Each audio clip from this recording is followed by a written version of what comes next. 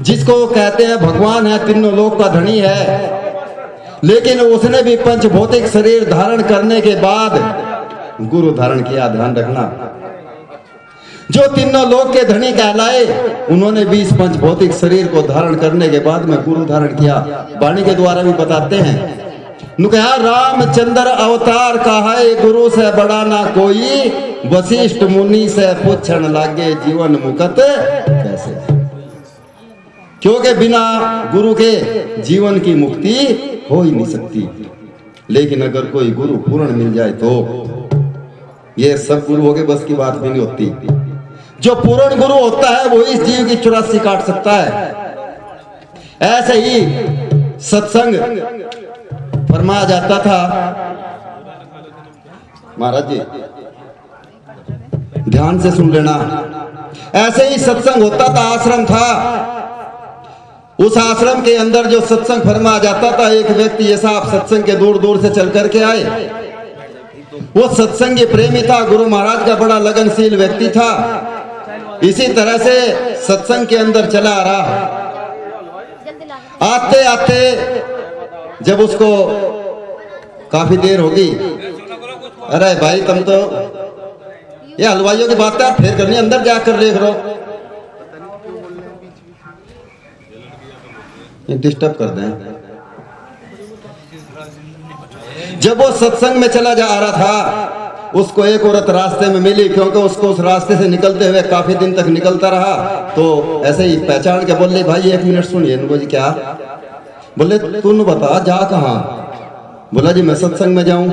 बोला सत्संग में क्या है? बोला सत्संग में मेरे गुरु हैं। हक तेरे गुरु क्या जाने है? हक मेरे गुरु अगम की जाने, क्योंकि अपने गुरु को सभी यही कहें। पता तो चाहिए उसे अंतर लाल किले को ना हो, बता देनो अगम की जाने, अपने गुरु सब यही बताते हैं। बोला मेरा गुरु अगम की जानता है। बोला अगम की जाना है? इनको हाँ। इनको मेरे बारे में भी जानता होगा? बोले बिल्कुल जाना है। इनको जब तू सत्संग में से आवे तो मेरे बारे में अपने गुरु से एक बात पूछ करके आना। कि क्या? कि उससे पूछ करके आना मेरे यहाँ कोई संतान नहीं है, मेरे यहाँ कोई बच्चा नहीं है, औलाद नहीं है, क्या मेरे नसीब में है या नहीं है? बड़ा कठिन प्रश्न था। बोला ठीक है। सत्संग में चले गया, सत्संग हो रहा था, जाकर के बैठ गया। बैठने के बाद जब आरती हुई, जाकर के सहज गुरुजी की बंदगी करी। बंदगी करने के बाद में वहीं बैठ गया पैरों में। बोला गुरुजी एक औरत मिली थी, उसने ये कहा कि मेरे बारे में पूछ करके आना गुरु से कि इनको मेरे नसीब में संतान है या नहीं है, मेरे यहाँ कोई संतान नहीं है। वो कह रही थी। गुरु महाराज जैसे ही ध्यान लगा करके बैठे, ध्यान लगा करके उन्होंने देखा, उन्होंने कहा भाई उसके जन्म में, इस जन्म में संतान नहीं है उसके नसीब में। बोला जी और? उनको उसके आने वाले 7 जन्म में भी उसके नसीब में संतान। विकट तो स्थिति आ गई, बड़ी विकट स्थिति आई। बोला उसके नसीब में इस जन्म में नहीं, 7 जन्म में भी संतान नहीं है। बोला ठीक है। वो सत्संग में से फिर चला रहा था, औरत फिर मिली। बोले भाई पूछा मेरे बारे में? उनको जी पूछा। क्या बताया? कि तेरे नसीब में इस जन्म में नहीं, आने वाले 7 जन्म में भी संतान। बोले फिर जब तेरे गुरु गम के फिरती हैं और उन्होंने यह बात कह दी तो फिर अब मैं टेंशन फ्री हूं। आराम से घर बैठ गई। एक रोज ऐसे ही रोटी बना रही थी, एक साधु आया, अलग जगाई। बोले भाई जो एक रोटी दे तो एक लोंडा, 2 दे तो 2 लोंडे। अब बोइए में 4-5 रोटी सीखी हुई थी, 100 वहां ऐसा चाव हुआ, जितनी उसमें बनी थी वो सारी की सारी बाबा की झोली में जाकर के दे दी। बाबा ने आशीर्वाद दिया और वहां से चला गया। जब वहां से चला गया, वही 5, 7, 10 साल बाद, 15 साल बाद उसको 3-4 बच्चे पैदा हो गए। बखत करके वही व्यक्ति फिर सत्संग में आ रहा था।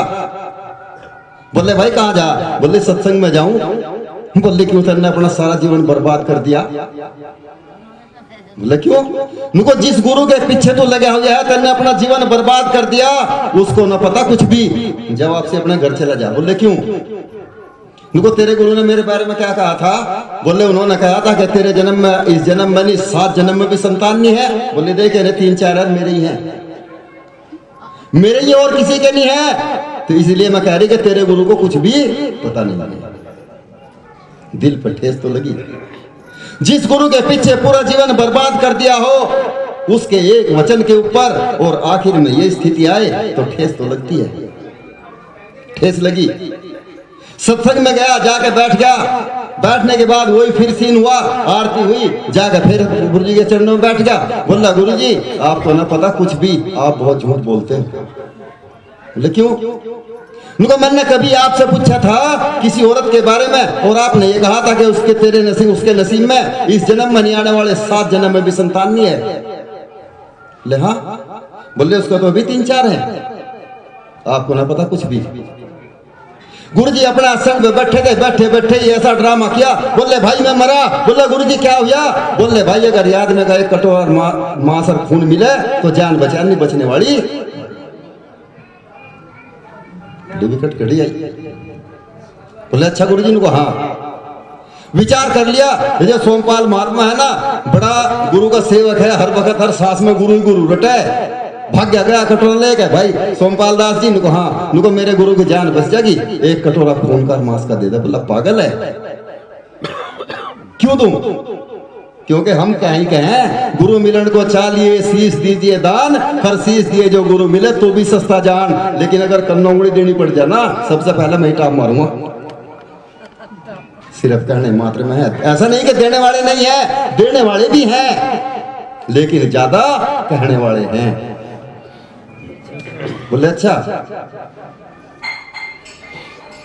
ब्रजपाल जी बैठे, उनके पास गया।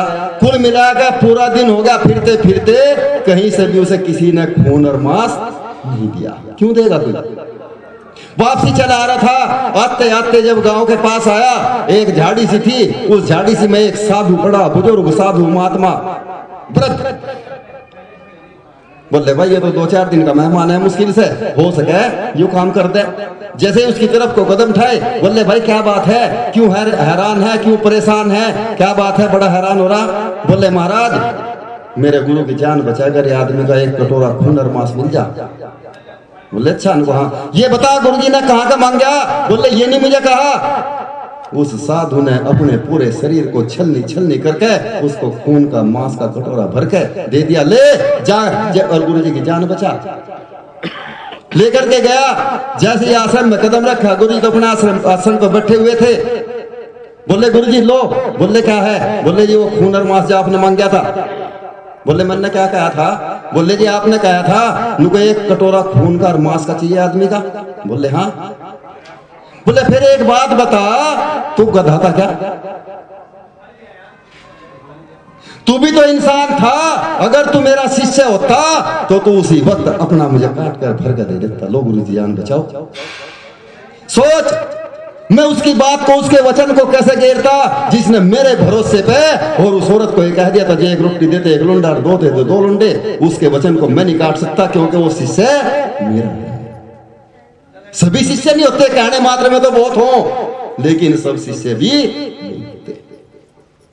सत्संग कोई छोटी चीज नहीं है, सत्संग बहुत बड़ी चीज है। बताते हैं नुकाया घास ना उपजे मोती उपजा दे, कंकर सहकर लाल दिखा दे, हर बांझ के गुरु पुत्र खिला दे, ऐसे हैं दाता।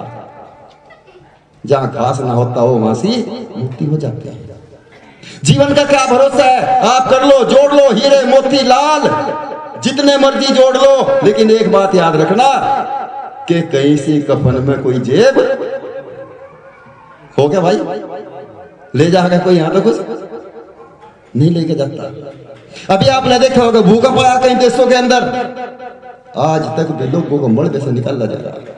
पता नहीं कितनी जनता मरी होगी, क्या दोस्त था उनका। इसलिए कभी कोई अहंकार मत करना, कभी किसी भी तरह का अहंकार नहीं। बस गुरुदास जी के वचनों को याद रखना। साईं इतना दीजिए जा मैं कुटुंब समाए, मैं भी भूखा ना रहूं कोई अतिथि ना भूखा। कोई अतिथि भी भूखा ना जाए इतना दे दे, इसमें शांति होनी चाहिए। तो प्रेमियों सत्संग की तो बहुत बड़ी महिमा है। सत्संग की महिमा का कहां तक बखान करें।